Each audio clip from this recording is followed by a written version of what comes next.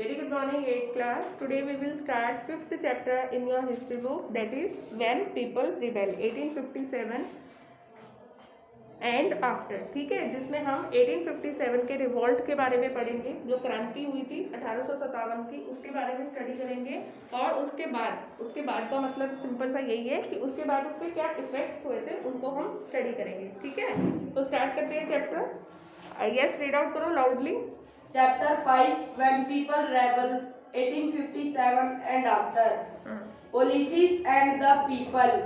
In the previous chapters, you looked at the policies of the East India Company and the effect they had on different people: kings, queens, peasants, landlords, tribals, soldiers were all affected in different ways. देखो, हमने अपने previous chapters में पढ़ा है कि जब Britishers India में आए थे तो अलग अलग लोगों को उन्होंने किस तरीके से प्रभावित किया था. स्टैटिक के चैप्टर्स में हमने देखा था कि जो आम लोग थे या फिर जो राजा थे, किस तरीके से उनके जो रूलिंग पावर्स थी वो जो है ब्रिटिशर्स ने ले ली थी. धीरे धीरे जो है वो एडमिनिस्ट्रेशन को कंट्रोल करने लगे थे, है ना.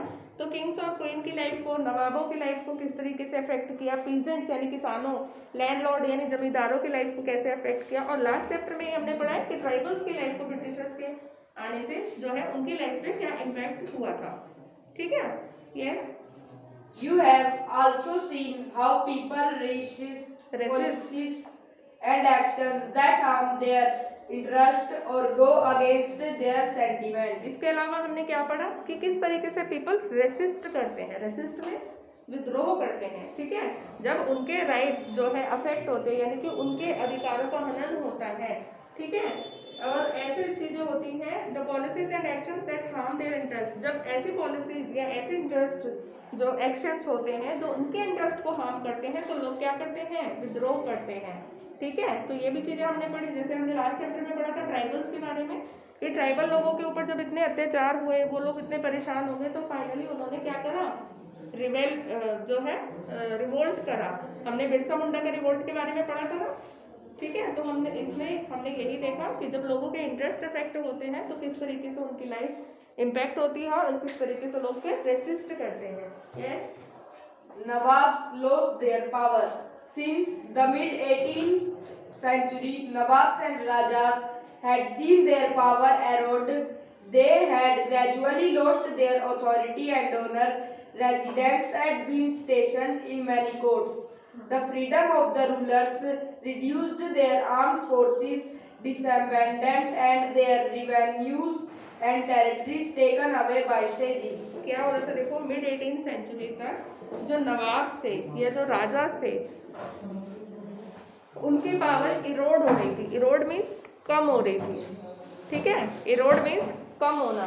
तो जहाँ पे नवाब रूल कर रहे थे वहाँ पे नवाब की पावर इरोड हो रही थी, और जहाँ पे राजा रूल कर रहे थे वहाँ पे राजा की पावर जो है इरोड हो रही थी. ठीक है, और उसके अलावा क्या हो रहा था कि ग्रेजुअली यानी कि लगातार धीरे धीरे वो लोग अपनी पावर को, अपनी अथॉरिटी को खोते जा रहे थे. उनकी पावर धीरे धीरे कम होती जा रही थी.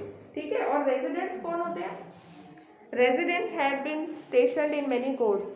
क्या हो रहा था देखो, जो ब्रिटिशर्स थे वो अपने अपने एक एक रेजिडेंट, जैसे हम रेजिडेंट डॉक्टर्स बोलते हैं, सुने अपने रेजिडेंट डॉक्टर्स होते हैं, तो ये ब्रिटिशर्स भी क्या कर रहे थे, अपने एक अधिकारी को जो है किसी नवाब की कोर्ट में या फिर किसी राजा की कोर्ट में जो है परमानेंट रेजिडेंट बना के भेज देते थे कि ये जो है यहीं पे रहेगा हमेशा. तो जब वो रेजिडेंट वहाँ रहने लगता था तो वो क्या करता था, राजा की या नवाब की जो भी पॉलिसीज होती थी सारी ऑब्जर्व करता था और ब्रिटिशर्स को बताता था. ठीक है, तो फिर उसके बाद ब्रिटिशर्स क्या करते थे, वो एक्शंस लेते थे जिससे जो भी एक्शन वो नवाब या राजा लेना चाहता है उनको जो है क्रॉस किया जा सके. तो धीरे धीरे जो है इन रेजिडेंट्स की मदद से सारी बातें जो है ब्रिटिशर्स को पता लगती थी और फिर वो ऐसे एक्शंस लेते थे जिससे इन राजा की या नवाब की पावर जो है कम हो जाए. और their revenues and territories taken away by stages. Stages का मतलब है स्टेप बाय स्टेप. पहले उनसे जो है उनके एडमिनिस्ट्रेशन के अधिकार लिए गए कि ठीक है हम आपका कामकाज संभालते हैं. कामकाज संभालने लगे तो धीरे धीरे उनकी टेरिटरी पे ही कब्जा करते चले गए. तो स्टेजेस का मतलब है स्टेप बाय स्टेप इन लोगों ने फिर धीरे धीरे जो राजा थे, नवाब थे, उनकी टेरिटरी को हथियाना शुरू कर दिया. Yes. Many ruling families tried to negotiate with the company to protect their interest. For example, Rani Lakshmi Bai of Jhansi wanted the company to recognize her adopted son as the heir to the kingdom after the death of her husband. Nana Sahib, the adopted son of Peshwa Baji Rao, second pleased that he Pleaded. given his father's pension when the latter died. However, the company is confident of its superiority and military powers turned down this plea. क्या होता देखो, बहुत सारी जो ruling families थी, यानी कि ऐसी फैमिली जो शासन कर रही थी, उन लोगों ने जो है कोशिश करी कि वो ब्रिटिशर्स के साथ नेगोशिएट कर सके। नेगोशिएट क्या होता है? नेगोशिएट का मतलब होता है कि उनसे बातचीत के जरिए जो भी प्रॉब्लम्स है उनको सुलझाया जा सके। ठीक है, तो बहुत सारी ऐसी रूलिंग फैमिलीज थी जिन्होंने ट्राई किया कि ठीक है हम इन ब्रिटिशर्स से बात करते हैं और जो भी प्रॉब्लम्स हैं उनको सॉल्व करते हैं। तो जैसे कि रानी लक्ष्मीबाई थी, रानी लक्ष्मीबाई ने क्या कहा कि मेरे अडॉप्टेड सन को जो है वारिस बनाया जाए। ठीक है, उसी तरीके से जो नाना साहेब थे, नाना साहेब कौन थे? अडॉप्टेड सन थे, गोद लिए हुए सन थे किसके? पेशवा बाजीराव सेकंड के। ठीक है, लेकिन उन्होंने क्या ट्रीट किया? उन्होंने रिक्वेस्ट की ब्रिटिशर्स से कि मेरे पिता को जो पेंशन मिल रही है उनके मरने के बाद उनकी पेंशन जो है नाना साहेब को दी जाए। लेकिन कंपनी मतलब ब्रिटिशर्स को ये पता था कि हम जो है ज़्यादा पावरफुल हैं। ठीक है, वो उनको अपनी मिलिट्री पावर पे ज़्यादा भरोसा था, अपनी सुपीरियरिटी पे, मतलब कि हम ज़्यादा जो है सुपीरियर हैं बाकी लोगों से। तो उन्होंने क्या करा? उनकी सारी जो भी मांगे थी उनको टर्न डाउन कर दिया, यानी कि उनको रिजेक्ट कर दिया और उनकी मांगे मानने से इनकार कर दिया। यस, और कौन रीड आउट करेगा? कौन करेगा रीड आउट? तुम करो। Awadh was one of the last territory to be annexed in 1881 and the subsidiary alliance was imposed on Awadh, and in the 1856 it was taken over. Governor-General Dalhousie declared that the territory was being misgoverned and British rule was needed to ensure proper administration. The company ever began to एक second देखो, अवध क्या थी? वो last territory थी जिसको annexed किया गया। Annexed क्या होता है?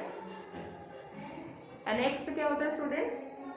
एनेक्स होता है कब्जा करना। ठीक है, तो अवध वो लास्ट कंट्री वो टेरिटरी थी जिसपे कब्जा किया गया। 1801 में क्या हुआ कि अवध को जो है सब्सिडरी अलायंस घोषित कर दिया गया। अब सब्सिडरी अलायंस क्या होता है? एक बार पहले भी हम डिस्कस कर चुके हैं क्लास में। सब्सिडरी अलायंस क्या होता है कि किसी एक टेरिटरी को दूसरी टेरिटरी का जो है, जैसे हम बोलते हैं ना कि सहायक बना दिया, सहायक घोषित कर दिया सब्सिडरी की, ये इसकी सब्सिडरी है। ठीक है, और ब्रिटिशर्स ने क्या कहा? जो डलहौजी था गवर्नर जनरल, उसने क्या बहाना दिया इसके लिए कि जो अवध है, यानी कि जो ये टेरिटरी है अवध की, उसको मिसगवर्न किया जा रहा है, यानी कि उसकी गवर्नमेंट ठीक तरीके से काम नहीं कर रही है, इसलिए हम इसको अपने कंट्रोल में ले रहे हैं, इसको हम जो है एक सब्सिडरी अलायंस बना रहे हैं। और ब्रिटिश का रूल करना इस पे बहुत जरूरी है क्योंकि यहाँ पे मिसगवर्नमेंट हो रहा है। ठीक है, yes. The company even began to plan how to bring the Mughal dynasty to an end. The name of the Mughal king was removed from the coins minted by the company. अब देखो company ने क्या करा? Company ने एक plan बनाया कि Mughal rule को जो है खत्म करेंगे हम इंडिया से। ठीक है, क्योंकि ब्रिटिशर्स क्या चाहते थे? पूरे इंडिया में उनका राज होना चाहिए। तो उन्होंने सोचा कि सबसे पहले हम जो मुगल्स हैं उनके राज को जो है खत्म करते हैं। और उसके लिए उन्होंने क्या स्टेप उठाया कि जितने भी ये ब्रिटिशर्स कॉइन मिंट कराते थे, मिंट कराना मतलब जितने भी कॉइन्स ये बनवाते थे उस पर उन्होंने मुगल्स के नाम हटवा दिए। ठीक है, Mughals king was, the name of Mughals king was removed. जितने भी ये सिक्के बनवाते थे उन पे से मुगल के जो शासक थे उनके नाम हटा दिए गए। ठीक है, yes. In 1849, Governor General Dalhousie announced that after the death of the Bahadur Shah Jafar, the family at the king would be shifted out of the Red Fort and given another place in Delhi to reside in. हाँ, तो 1849 में क्या हुआ? जो governor general Dalhousie थे उन्होंने announce किया कि बहादुर शाह जफर की डेथ के बाद जो राजा की फैमिली है would be shifted out of the Red Fort and given another place in Delhi to reside in. अब डलहौजी ने क्या बोला कि जो बहादुर शाह जफर है उसकी डेथ के बाद वो क्या करेगा, उसकी जो फैमिली है उसको लाल किले में से यानी कि रेड फोर्ट से जो है शिफ्ट कर दिया जाएगा और दिल्ली में किसी और जगह उनको रहने की जगह दी जाएगी। कहने का मतलब है कि अब वो रेड फोर्ट में नहीं रह पाएंगे और उनको कहीं और शिफ्ट करना पड़ेगा। In 1856, Governor General Canning decided the Bahadur Shah Jafar would be the last Mughal king, and after his death, none of his descendants would be recognized as kings. They would just be called princes. अब देखो क्या करा 1856 में जो दूसरा governor general आया Canning, उसने क्या डिसाइड करा कि बहादुर शाह जफर जो है वो लास्ट मुगल राजा होगा। ठीक है, उसके बाद कोई भी मुगल जो है शासक नहीं बन पाएगा, बहादुर शाह जफर ही लास्ट किंग बनेगा। और उसके बाद उसकी डेथ के बाद नन ऑफ हिज डिसेंडेंट्स कौन होते हैं, उसकी जो आगे वंशज होंगे, उसके जो बच्चे होंगे वो कोई भी राजा नहीं बन पाएंगे। उनको क्या कहा जाएगा, उनको सिर्फ प्रिंसेस कहा जाएगा। ठीक है, अब वो राजा नहीं बनेंगे। Yes, The peasants and peasants. the peasants and the sepoys. In the अब पीजेंट्स कौन होते हैं, किसान। और सिपाही, सिपाही मतलब सिपाही। ये सिपाही वर्ड क्या था, ब्रिटिशर्स ने दिया था क्योंकि वो प्रोनाउंस नहीं कर पाते थे सिपाही को, ये हम पढ़ चुके हैं ना, तो वो क्या बुलाते थे इनको, सिपाही। Yes, In the countryside, peasants and the jamidars resented the high taxes and the rigid methods of the revenue collection. अब क्या हुआ, कंट्री साइड मतलब, कंट्री साइड का क्या मतलब होता है, गांव के एरियाज जो थे वहां पे जो किसान थे और जमींदार थे उन्होंने रिसेंट किया मतलब उन्होंने जो है विरोध दिखाया अपना, किस लिए, जो हाई टैक्सेस उन पे लगाए जाते थे और जो rigid method of revenue collection, यानी कि जो रिजिड मेथड ब्रिटिशर्स अपनाते थे रेवेन्यू कलेक्ट करने के लिए। बाहर भेज दूं क्या तुम्हें, तो इन सब बातों के खिलाफ जो किसान थे, जो जमींदार थे, उन्होंने रिसेंटमेंट अपना दिखाया। Many failed to pay back their loans to the moneylenders and gradually lost the lands they had tilled for the generations. हाँ, तो बहुत सारे जो थे क्या थे, वो अपना लोन चुकाने में असमर्थ थे। ठीक है, and to the money lenders, यानी कि जितने भी जमींदार थे उनको अपना लोन चुकाने में असमर्थ थे बहुत सारे किसान।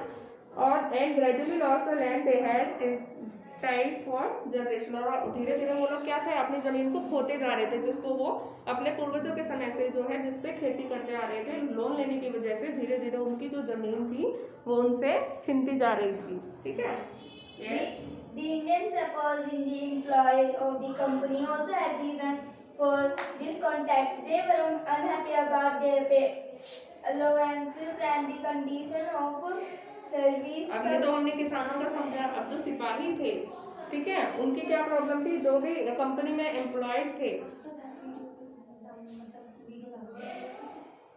कंपनी में जो काम कर रहे थे, एम्प्लॉयड मतलब कंपनी में एम्प्लॉयड थे, काम कर रहे थे वो सिपाही, वो भी जो है क्या थे, डिसकंटेंट थे, यानी कि खुश नहीं थे। क्यों खुश नहीं थे, जो उनको सैलरी दी जा रही थी, जो अलाउंसेस वगैरह उनको मिल रहे थे और जिस कंडीशन में उनको सर्विस करनी पड़ती थी, उन सारी कंडीशन से जो ये सिपाही थे वो ना खुश थे। ठीक है, Some of the new rules moreover violated their religious sensibilities and the beliefs. देखो बहुत सारे सम ऑफ द न्यू रूल्स, जो कुछ नए कानून, नए रूल्स जो है, नए नियम जो ब्रिटिशर्स ने लागू किए, वो जो है violated there religious sensibilities and belief. कुछ जो नए कानून, जो नए नियम ब्रिटिशर्स ने लागू किए इन सिपाहियों के ऊपर, तो उससे क्या थे, उनकी जो धार्मिक भावनाएं थी वो भी आहत हो रही थी। ठीक है, ऐसे काम थे जो कि उनके धर्म को जो है, जो उनका धर्म करना उनको अलाउ नहीं करता था। ठीक है, Did you know that in those days many people in the country believed that if they crossed the sea they would lose their religion and the caste? देखो आपको पता है कि बहुत सारे लोग उस समय में क्या सोचते थे कि अगर उन्होंने समुद्र को पार किया तो वो अपने धर्म को और अपनी कास्ट को खो देंगे। ऐसा मानते थे लोग उस समय में, कि उनको लगता था कि अगर वो समुद्र के पार चले जाएंगे तो वो अपनी कास्ट को भी खो देंगे, अपने धर्म को भी खो देंगे। ठीक है, ऐसी मान्यताएं थी लोगों की। So when in 1824 the sappers were told to be Burma by the sea route to fight for the company. They refused to follow the order, though they agreed to go the land. go by the land route. देखो इसीलिए क्या हुआ, जब company ने यानी कि जो east India company थी, इन्होंने जब सोल्जर्स को बोला 1824 में कि आपको बर्मा में जाना पड़ेगा समुद्र के रास्ते से लड़ाई करने के लिए, तो बहुत सारे सिपाहियों ने मना कर दिया। उन्होंने क्या बोला, क्योंकि वो ये मानते थे ना कि अगर वो समुद्र को पार कर लेंगे तो क्या होगा, उनका धर्म और उनकी जाति दोनों ही जो है उनसे छिन जाएगी, खत्म हो जाएगी। तो जब बर्मा का युद्ध करने के लिए उनको समुद्र पार करने के लिए भेजा जाता है तो वो ऐसा करने से मना कर देते हैं। हालांकि वो ये बोलते हैं कि आप हमें लैंड रूट से भेज दो, यानी कि जमीन के रास्ते से भेज दो, तब तो हम चले जाएंगे, लेकिन हम समुद्र को पार करके नहीं जाएंगे। They were severely punished, and since the issue did not die down in 1856, the company passed a new law which stated that every new person who took up employment in the company army had to agree to serve overseas if required. अब देखो, जब सिपाहियों ने जो है Burma जाने से मना कर दिया तो क्या हुआ। अच्छा, बर्मा कौन सी कंट्री है आपको पता है? बर्मा, चलो सर्च करके आना। बर्मा जो है, पहले की बर्मा कौन सी थी और अब बर्मा का नाम बदल के क्या हो गया, ठीक है। कल आप लोग जो है घर से सर्च करके आओगे कि पहले जिस कंट्री को बर्मा कहा जाता था उसकी लोकेशन क्या है और उसका नया नाम क्या है। अभी बर्मा नहीं है, नाम बदल चुका है इस कंट्री का। आप सर्च करके आना कि बर्मा किस कंट्री को कहा जाता था और वो कहाँ पे, मैप में देखना कि कहाँ पे लोकेशन है, ठीक है। एक मिनट रुको। तो क्या हुआ, जब सिपाहियों ने जो है बर्मा जाने से मना कर दिया तो उनको बहुत सीवियरली पनिश किया गया, बहुत बुरी तरीके से ब्रिटिशर्स ने पनिश किया, ठीक है। और क्या हुआ, 1856 में कंपनी ने जो है एक नया कानून लेके आई। कंपनी क्या कानून लेके आई? कंपनी ने ये बोला कि आगे से जो भी पर्सन जो है कंपनी में एम्प्लॉय हो गए, यानी कि कंपनी में नौकरी मिलेगी उनको जो है क्या करना पड़ेगा, had to agree to serve overseas if required. उनको एग्री करना पड़ेगा कि अगर उनको ओवरसीज मतलब अगर बाहर नौकरी दी जाती है, देश से बाहर, तो उनको जाना पड़ेगा, ठीक है। अगर उनको काम के लिए ओवरसीज भेजा जाता है, समुद्र पार भेजा जाता है, तो उनको जाना पड़ेगा। कंपनी ने ये नया रूल बनाया कि जो भी लोग अब जो इसमें काम करेंगे हमारी कंपनी में, उनको इस कानून को मानना पड़ेगा कि अगर कंपनी चाहेगी तो आपको जो है समुद्र को पार करके जाना पड़ेगा। क्लियर, ठीक है। तो नेक्स्ट आगे का जो है हम इसको कंप्लीट कर लो। Sepoys also reacted to what was happening in the countryside. Many of them were peasants and had families living in the villages, so the anger of the peasants quickly spread among the sepoys. अब देखो, जो सिपाही थे वो जो है गांव में क्या हो रहा था उस बात से भी परेशान थे। क्यों? क्योंकि ज्यादातर जो सिपाही थे वो क्या थे, वो किसान भी थे, ठीक है। तो किसान भी थे तो उनको पता था कि उनकी जमीन किस तरीके से धीरे धीरे जमींदारों के पास जाती जा रही है, टैक्स इतना ज्यादा लगाया जा रहा है। तो वो उस बात से भी नाखुश थे कि हमारे साथ सेना में रहते हुए जो हो रहा है वो तो हो ही रहा है, पीछे जो हमारे खेत हैं उनको भी हड़पा इस तरीके से जा रहा है। क्योंकि बहुत सारे जो है किसान ही थे जो आगे वहाँ पे कंपनी में जाके सिपाही की नौकरी कर रहे थे, तो इसलिए उनका जो एंगर था, यानी कि किसानों का जो गुस्सा था, वो बहुत जल्दी सिपाहियों के बीच में भी फैल जाता है, ठीक है। और सिपाही भी जो है किसानों के साथ एकजुट हो जाते हैं, क्योंकि आधे से ज़्यादा तो किसान ही जो है सिपाही बने हुए थे, सेना में भर्ती थे। तो इसलिए जब किसानों के साथ अन्याय होता है तो वो उनको भी गुस्सा आ जाता है सिपाहियों को, और वो उनके साथ मिल जाते हैं। क्लियर, आगे का जो है यहाँ तक मार्क करो बुक में, आगे फिर हम नेक्स्ट क्लास में रीड आउट करेंगे।